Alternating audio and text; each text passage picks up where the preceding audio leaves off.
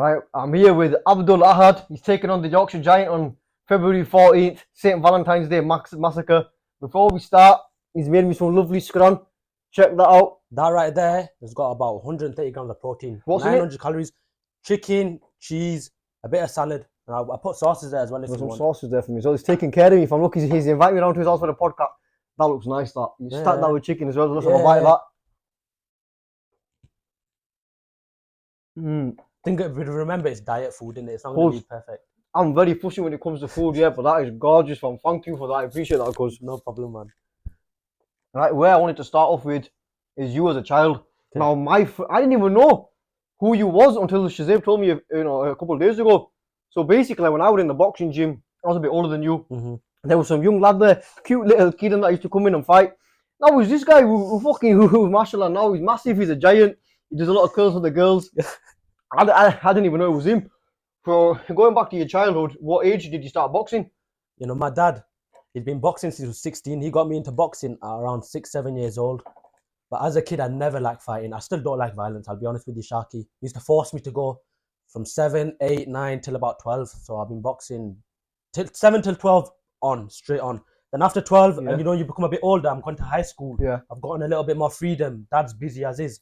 Then I slacked off a bit, but basically I've been boxing since 7. I remember you from the classes vaguely, Tuesday, Wednesday, Thursday with people how old, bro? Minimum 13, 14 years old. I was about 8, 9. So obviously everyone knows me now as Sharky, so you knew me before. Maidana. As Maidana, For the people that used to box me when I was a kid, I was referred to as Maidana. So when, going back to training at Rick's, did you ever compete under Rick as a junior? I had my amateur's license at 9. Yeah. I had 1, 2 skill bouts. I'm gonna keep it honest. I'm not gonna lie, Sharky. You know, Rick, he didn't get his. He wasn't that good in that side getting fights. He was a very good trainer, strict. But it was my fault too. I was a bit of a chubby kid. And then come 10, 11, 12 years old, started to decline. Went high school, and I was like you said. I was supposed to have a medical, and what was I doing? It was my birthday party. I remember one time. I've got this image in my head. There's a little cute kid. He sat on the bench. I think he had a fight on the Saturday or something, and he missed it because he had a birthday party. And I remember the coach saying to him, "Do you want to be an athlete or a fighter? Do you want to enjoy birthday parties?" I'm thinking these poor kids only 10 years old, and I can't believe that's you now. I'm surprised you remember that. I was really surprised you remember that. No, I remember, but I forgot about that, bro. I forgot about that. I could never forget that. Cause so as a child, what were you like? Were you a naughty kid? Were you a well-behaved kid? Were you a bit cheeky? What were you like in school and at home? I was one of them sly kids. Oh, you know, everyone thinks this. You know, they're good, they're nice, they're good behaved. But people that knew me, like kids my age, they knew I wasn't like that at all.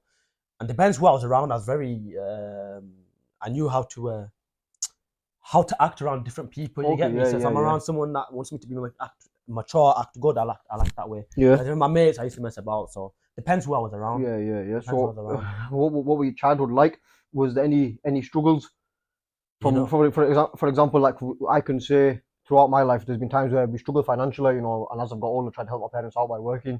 What about yourself? What was your childhood like in terms of finances and family struggles and stuff like that? You're talking about exactly what you just said there. Your parents are struggling financially. Rewind 10 years ago, you know, alhamdulillah, look where I sat now, innit? The house is beautiful, mashallah. My mum and my dad's hard work and no one else's, you understand?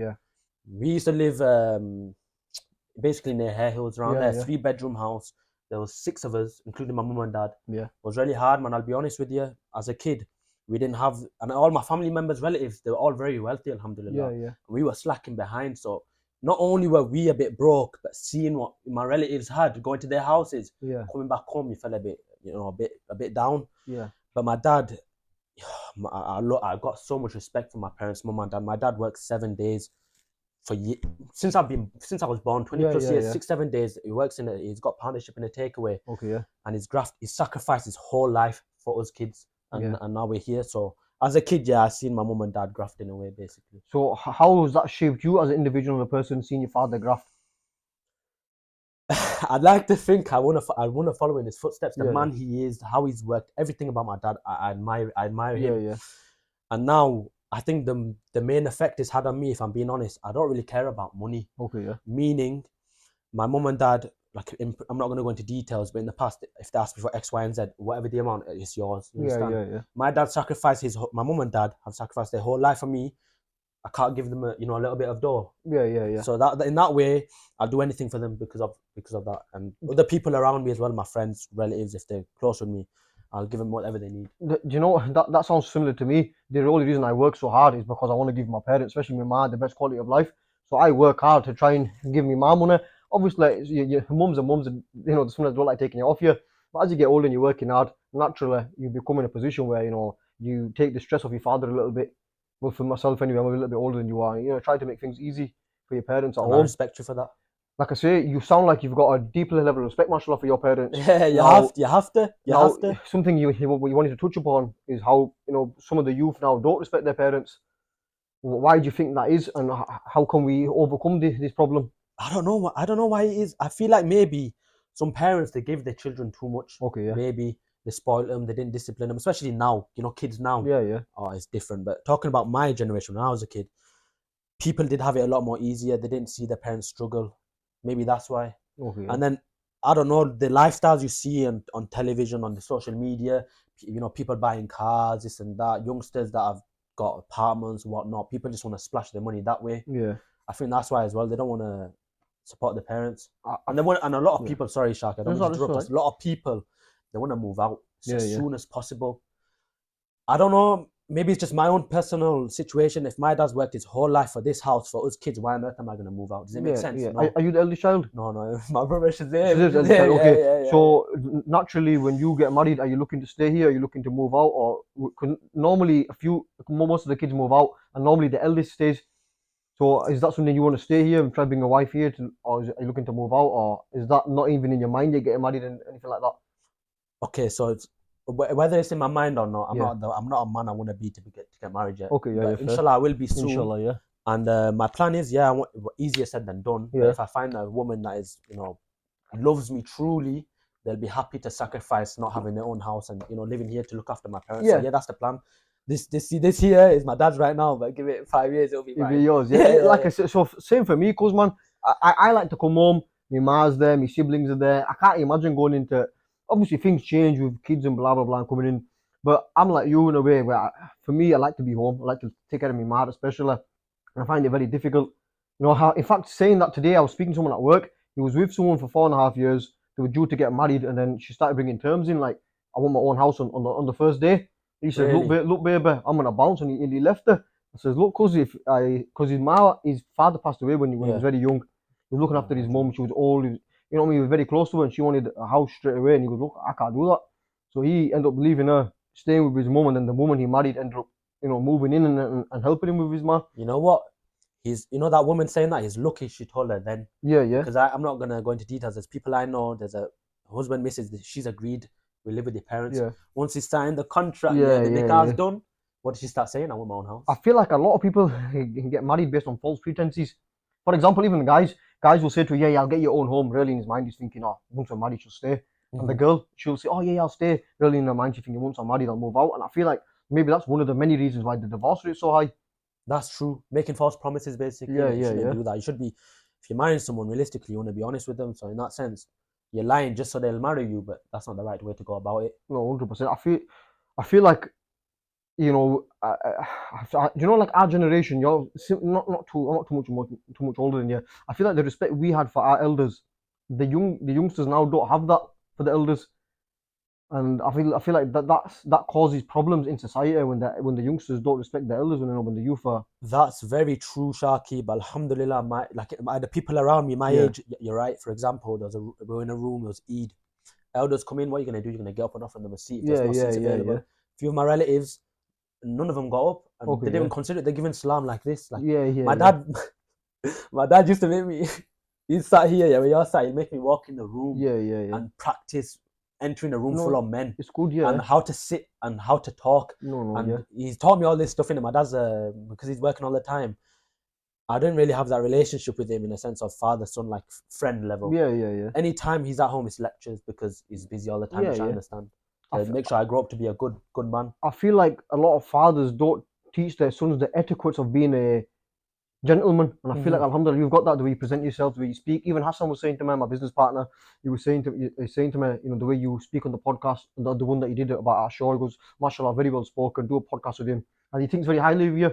I appreciate that from Hassan, man. He's good. He's a good guy. And like I say, you being the way you are is a representation of your parents. It shows, mashallah, that they've done a very good job. But same with Shazib, even though Shazib was fighting Hassan, you know, Shazib had everyone's respect in Lancashire. Everyone loved him. Even Hassan himself said, look, it's difficult to fight this guy because, you know, I like the kid. Shazib, honestly, bro, growing up as a, you know, I'll keep it short with Shazib. As a kid, the guy used to give me beatings. I'm telling you, he was a loose screw, beatings upon beatings. For no reason, one time I've gone in my room and he's coming behind me. I've shut the door. I see his head, I didn't realize he beat me up. But now he's a completely different person. What's the difference between you two, sort of? 5 years. Okay, yes. So sorry, what were you saying? There's no hatred in his heart. There's a few times I've gone off on him. Yeah. And he won't even swear back or argue back. I'm telling you, I wish I looked to be like him in that sense. He's a very good guy. Do you know Shazib, mashallah? I remember him being 13 years old, sparring 25. I keep saying this because, bro, he mashallah, he was a very, very strong kid. He couldn't spar his older brother, Shazib, couldn't spar kids his own age. He wasn't allowed. He had to spar men. And there was a time where I was a few years older than him and stuff like that. And, bro, the guy, he could take licks from him and he could give licks. You know, and I that's why I said, you know, he's not going to get KO'd. I know that they're on about the gloves and stuff like that, blah, blah, blah. But at the end of the day, whatever the gloves were, he didn't get stopped. And I knew he wouldn't because, mashallah, his head, he's got a big head and, you know, he can absorb shots. And it's very rare for Pakistanis to be able to take shots the way he can take them. So, you know, fair play to him. And it was a joy and an honour for me to share so many rounds with him. Inshallah, you know, if he gets on his diet, you'll see him back again. No, I've told him, I said, I want Prime Shazzy back. But going back to your childhood and stuff like that and, you know, your late teens, what mistakes have you made looking back now where you think, you know what, I wish I didn't do that, or you've learned from them mistakes? That's a good question, Sharky. There's a lot of mistakes I've made, you know. As I try to present myself now, I really like to focus on my deen. As a youngster, I was too caught up in the dunya, you can say. I know people are thinking this kid's only 20, what is he talking about? But I'm telling you, like, you know, I think of these things in high school and stuff, fighting with the wrong crowd, trying to fit in. That's one problem I had, always trying to fit in, doing things I didn't agree with, but just doing them to be popular, you can say, to fit in with the other people my age. That's one thing I regret, trying to fit in. Now I don't give a toss what people think about me. I'm in my own lane. If you don't like it, do one in it. You know what I mean?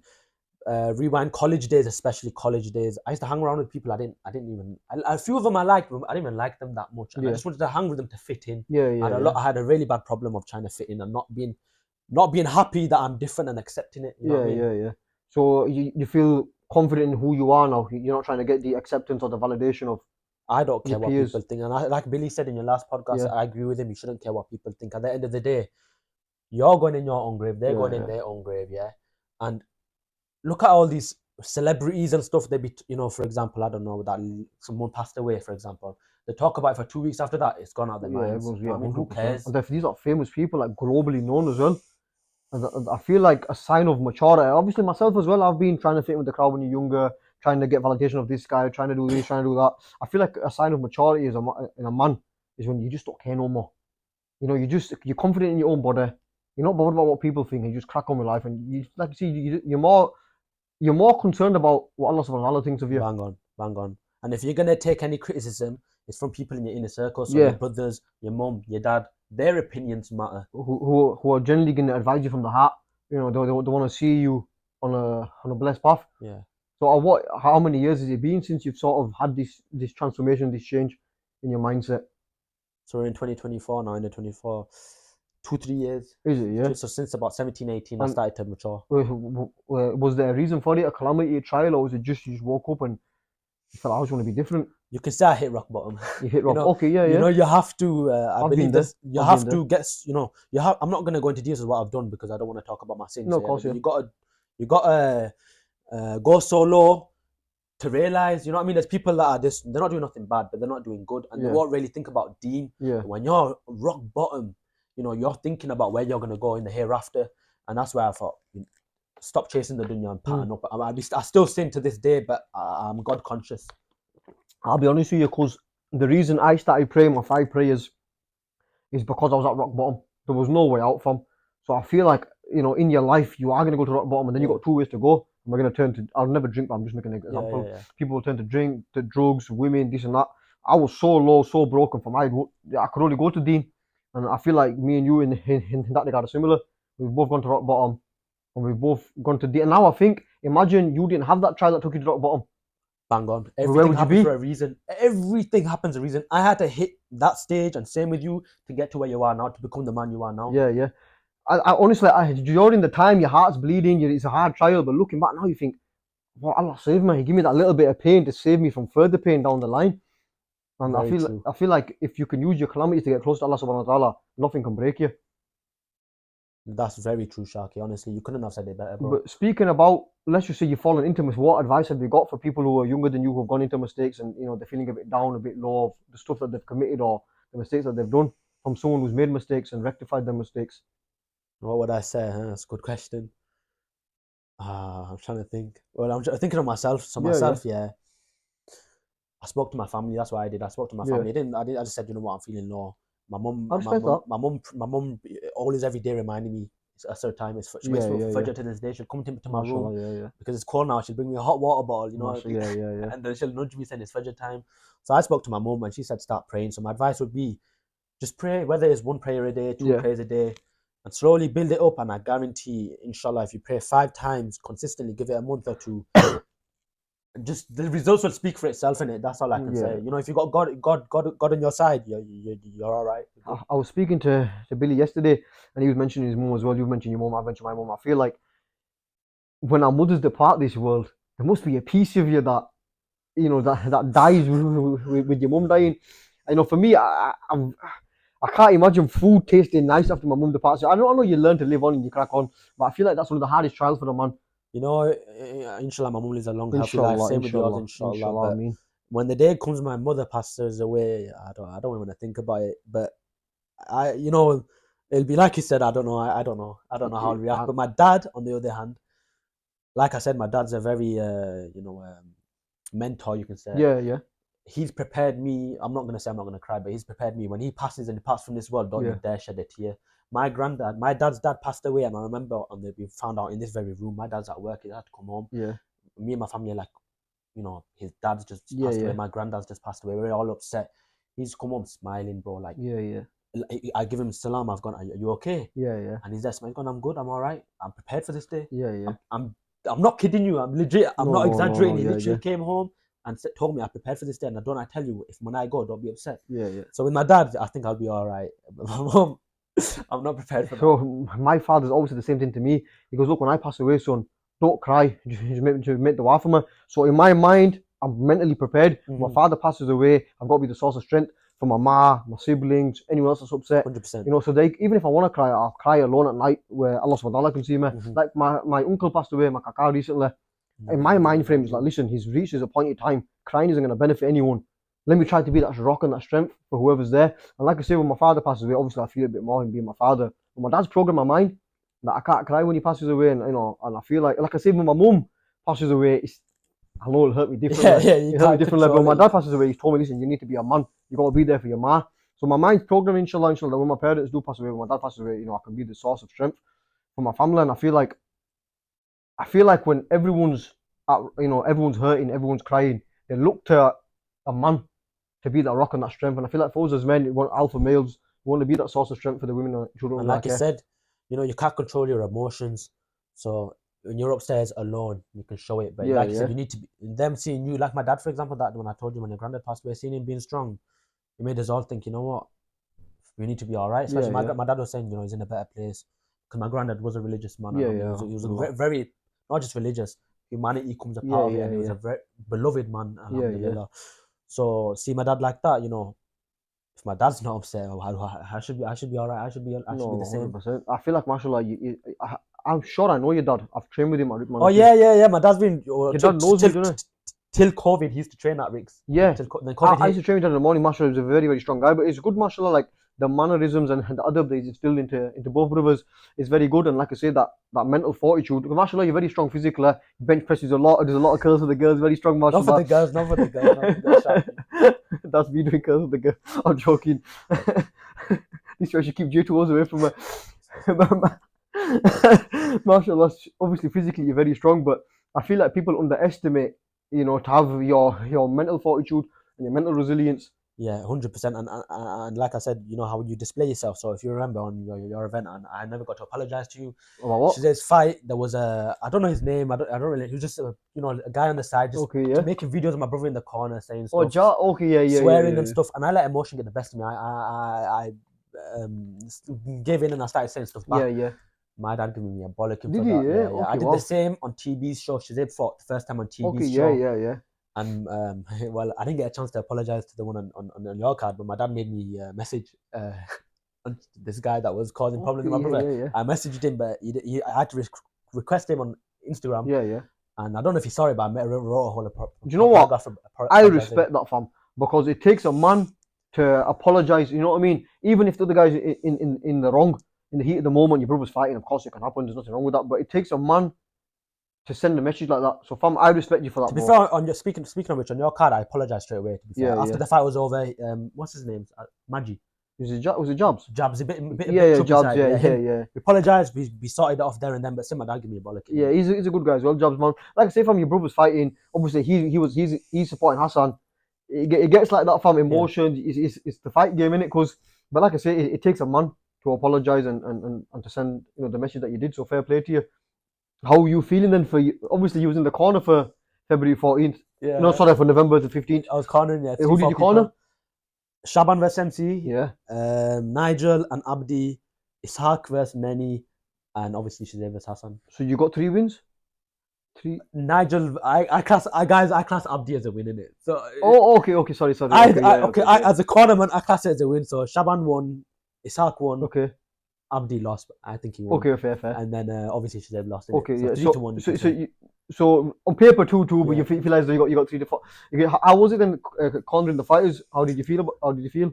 I've cornered Shazaib 2-3 times beforehand. Okay, but speaking on the first time I cornered Shazaib, I didn't like it. But this event, I felt good. I felt alright. I was okay. I didn't feel like uncomfortable. It's like it's with experience. Yeah. I was alright. And I got passion because Ishaq is a relative of mine. Believe it or not. Oh, is he? Yeah, we're not close family wise, but he's a relative of mine. And I went high school with him. He's a year below me. Cool. So Ishaq, Shaban is my brother. Shazaib, my brother.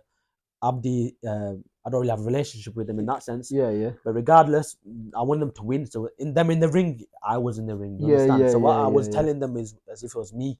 Them winning, especially Shaban, bro, him getting his hand raised. I felt like crying, bro. I was very emotional. I was very emotional.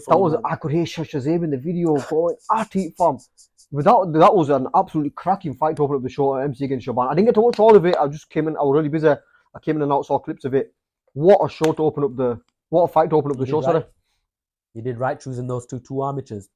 It was a banging fight, and number 2 is going to be banging again. What was it like to? So sorry, going into the rematch, MC and Shaban. How do you see it going?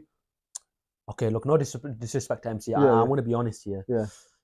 Shaban's gonna, if he sticks to the game plan. You understand? The first fight, he didn't stick to his game plan. He traded. Yeah. If he sticks to his game plan, actually shows his boxing skills. Yeah. It's game over. Personally, I don't know if he'll knock him out or not. That's hard to call. Yeah. But definitely 30-27. 3 rounds, 10-10-10. Going into Abdi's fight now, how was that calling Abdi and how do you think he did? And was he listening to your instructions? Oh yeah. Who was listening? Bro, Abdi was, you can't teach that. Abdi, guard up. Straight guard up. Throw the jab. Right. Oh yeah, I was telling him Nigel likes to leap in, wait for him to leap and try counter. He tried his best to listen. I don't think he trains. No. And he's not really an experienced fighter in that sense. He's just he's getting in the ring. To say I don't know how much experience he's got, but to say he's like a fresh fighter. Yeah. He's a novice. He's a novice. He did good. Do you think he edged it? I think he marginally edged it, man. I think first round was Nigel. Yeah. Second 2, especially the last round, was Abdi. Okay. This time they got to do 2-minute rounds, not 1 minute. There we go, innit? Nigel called you out there. We try to sort that out. Then moving on to Ishaq against Nene. Nene's fans were saying it was a robber. It wasn't a robber. It was a close fight. How did you score it? I thought split decision. Sorry, no. I thought Ishaq edged it. Yeah. However, if the judges raised Nene's hand, I wasn't gonna complain because it was a very close fight. Exactly, it was a close fight. It wasn't a robbery. So yeah, I don't know what Nene's doing now, but he was that's why I got added to the group chat first because he was getting angry with me. I'm the corner man. I don't understand why. I don't forget about that. That's irrelevant. But and his fans were getting angry, obviously. Yeah, You know, yeah. I was edging them on. I was like, they were all Yeah, there with the yeah, middle yeah. fingers. I was like, go on, bring it.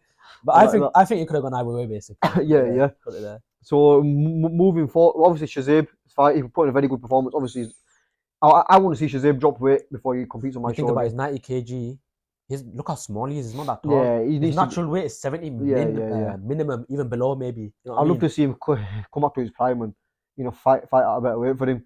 But moving on to your fight now, you've decided to take on. You was the first man. Let me tell you something. I respect this guy. I had the Yorkshire Giant, 6'8". Nobody wanted to fight him. This guy was the first guy to accept fighting him. Yeah. Obviously, the card got delayed and stuff like that. Moving on to February the 14th, St. Valentine's Day Massacre down at the Hideout in Bolton. You've agreed to fight the Yorkshire Giant. Bang on.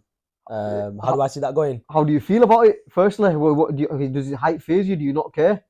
Again, I want to keep it honest. Yeah. I don't want to, and I don't want to come across, in case Yorkshire Giants watching this. I don't, we've kept it respectful. Yeah. So if you're watching, don't take what I'm about to say as disrespectful. This is me just being honest. Yeah. I don't fear him, his height, anything. I respect him. Don't get it twisted. But do I fear him? No, I don't fear him. Why would I take the fight if I feared him? You know what I mean? What about his height? Are you not phased by the 6'8"? How to get? Sharky, you're a boxer yourself. You think height matters, man? Come on. The few lads in the group chat have been pulling out of fights due to height. Novice. That's the only inexperience. You know, they read 6'8" and they tend to that way. So obviously, I assume you've watched his fight against Abza.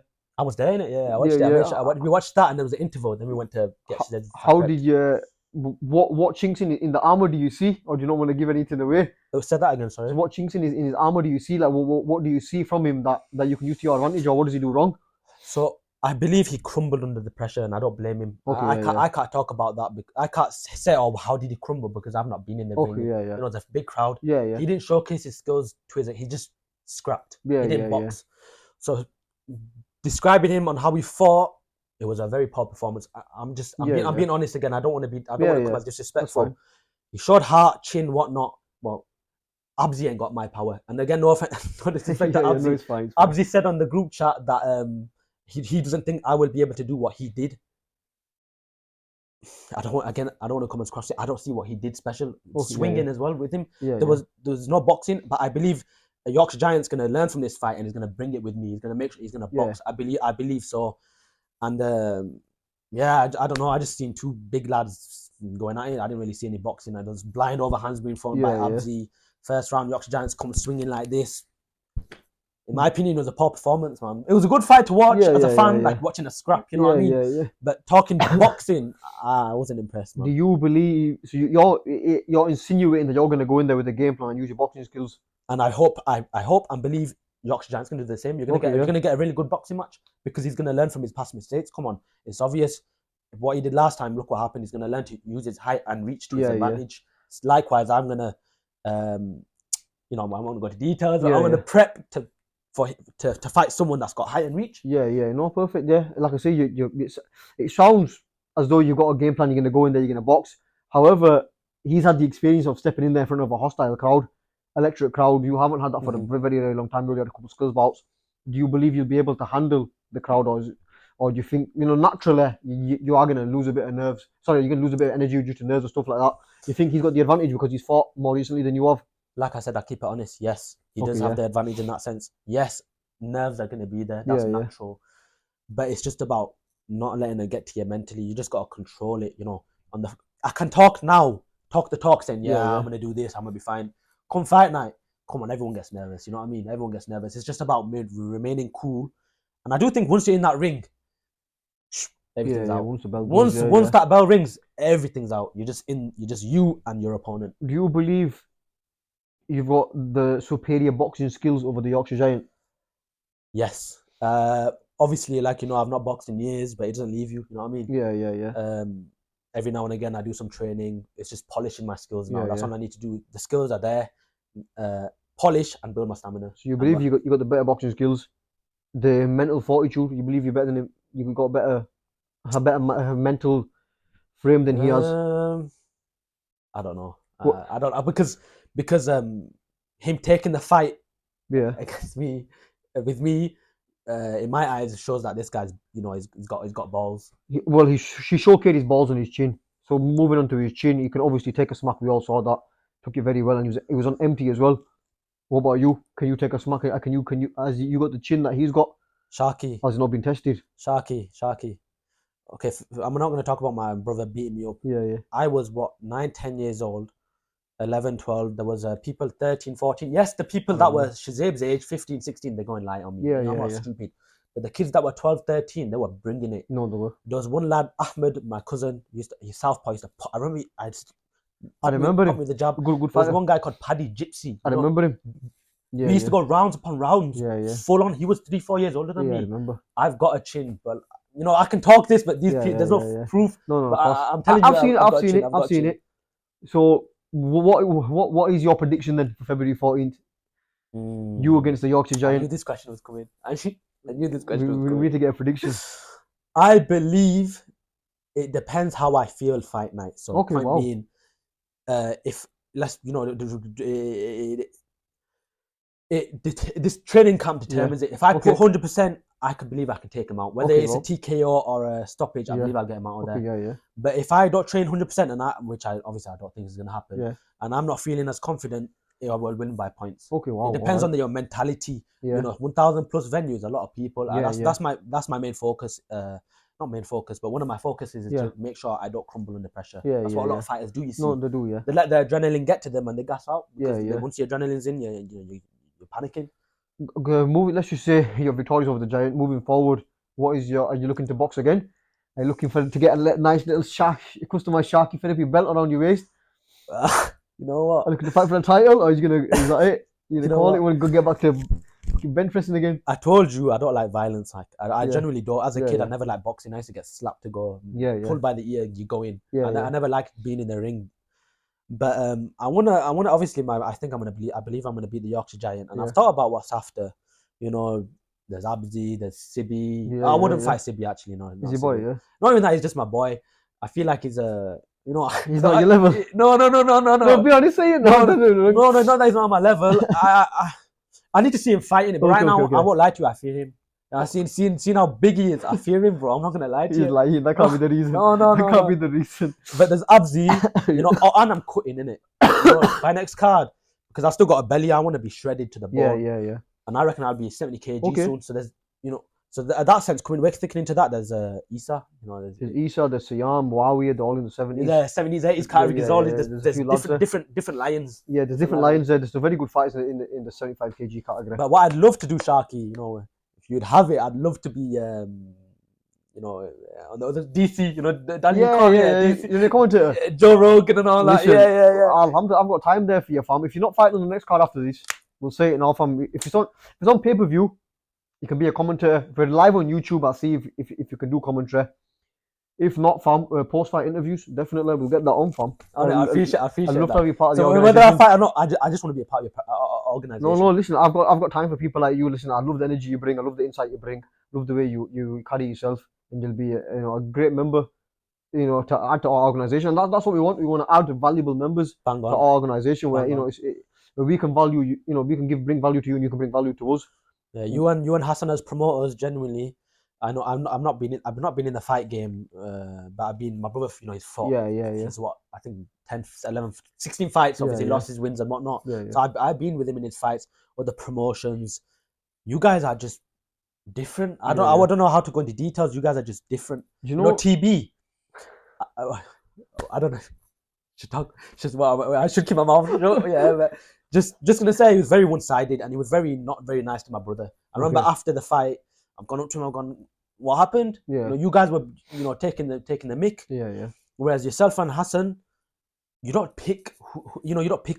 This guy's more famous. He's got more clout. We're gonna love this guy. This guy's a nobody. Forget him. You keep it equal. Me and Hassan, we've spent all our lives in boxing gyms. Fam. We know all the feelings, all the emotions that fighters go through. We've experienced all them feelings ourselves. So we when two promoters have gone through all the feelings you can possibly have, the ups, the downs, the injuries, the timeout, the fear of your first fights and nerves and changing, all of that, fam. Having your hand raised, blah blah, all of it. The relationship you have with your fighters is different. Fighter first, like you said, isn't it? It's fighter first, fam. So whether you've got 1 million followers, whether you've got 0 followers, we understand, what you're going through in your mind, the mental struggles, the physical struggles. So we understand that, and I feel like that's what separates our organization from other organizations. is that, bro, me and him, we're fighters first, and then we're promoters second. And it's not just about the Benjamins for us. We understand Benjamins are written. Rizq is written, is going to come, is going to come. That's so true, Sharky. What we want to put on is fair fights for the people, for the paying customer, and for the guys in the ring. We want to give them a fair shake. We don't want no setups. We don't want no guys coming out, badly injured because they've been screwed over. And I feel like that's what separates our organisation from the rest. Respect, bro. You said it yourself, man. You are the promoter. You said it yourself, innit? You're hearing it from me is one thing. We're hearing it from you. Fair enough, bro. That's why I look. I'm not gonna make you a sandwich for nobody. I highly respect you. You know what I mean? We've gotten the posh plate out as well. You know what? The posh plate out. I'm gonna say, yeah. Listen, if anyone wants a sandwich, get out this guy. You start selling these sandwiches. What's it called? Nutritionist. I've been dieting 5 months, man. What's your shout out your social medias, man? Listen, he's gonna start selling these. Yeah. Like fucking £6.50 a pop with the J2 or something. You can start flogging these from. Listen, the only reason I didn't eat it is because it was on video and I didn't want to be munching away. Take it home, man. I'm gonna wrap it up. I'm gonna take it home, but I'm not lying to you. Lord is my witness. That was beautiful. Can't wait to scan on that when I get home. Yeah, I've been dieting for months now. You know, I don't know if the other fighters are not Yorkshire Giants specifically, but other fighters are dieting. They don't realize how important diet is. Diet is very important, fam. See, I eat this, but I usually have it just chicken and cheese alone. Yeah. But I'm gonna have sweet potato fries because I need carbs in me now that I'm boxing. I need carbs for energy. And then I've got high quality steaks from Australia, 120 day dry aged ribeye, sirloin. I've got these steaks and they're in my freezer and I cut them up. They come in big piece of meat, chop them up and have them, and they're so nutrient dense. Have them with some eggs. You're fueled up for the day. Well, mashallah, you sound very, very educated on the boxing side of it, the discipline, the diet side of it, the nutrition. Mashallah, you've got a very good mature head on your shoulders. It's one of my favorite, recordings I've done. So, like I say, I don't want to go on too long. Don't want to take too much of your time. And you know what? Because people are used to TikTok, their attention span is mashed. They can only listen to something for so long. It's been amazing speaking to you. Likewise, Sharky, my brother, man. I'm happy to be on this podcast. This is part 1. We'll run it back for part 2. Is there anything you want to say to the people before you go? Any last bit of advice? Be yourself, I guess, and shout out my TikTok in it. I'm going to change my name because I won't go into Dubai. It's Ahad Ali _.04. Yeah. I need to change it because Ahad means the one. And that's fine. Listen, this was Big Sharks and Ahad Ali, keeping it 100 from the womb to the tomb, active from the AM to the PM to the AM, saving souls, conquering nerve, honey rejecting, J2 recipient, Benjamin collecting, all round, nice guy, top lad, gentlemen and honey slayers. Whoop, there it is. It's cause that was a good one, isn't it? Yeah, I know what.